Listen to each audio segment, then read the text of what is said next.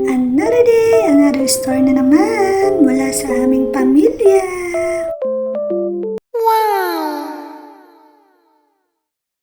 Siguro, ang sarap ng buhay mo, no? Kasi abroad ang asawa mo. Siguro, marami na kayong pera. Siguro, marami na kayong napundar at marami pang siguro. Na ang lahat naman talaga ay puro siguro lamang. Bilang may bahay ng isang OFW, ito ang aking karanasan.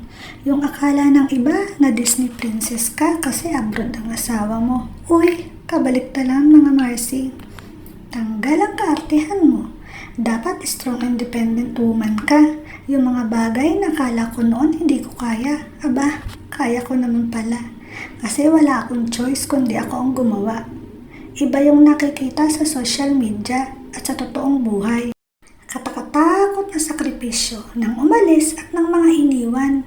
Dahil hindi naman lahat ng abroad malaki ang sahod at yumayaman. Kalimitan sapat lamang. Kaya napakaswerte pa din ang pamilyang hindi na kailangang magkalayo pa para lang makapag-provide sa pamilya. Kaya yung mga ganyang sandali na sama-sama kami, napakalaking bagay na para sa amin at sinusulit talaga namin. Ay siya, hanggang dito na lang muna. Paalam!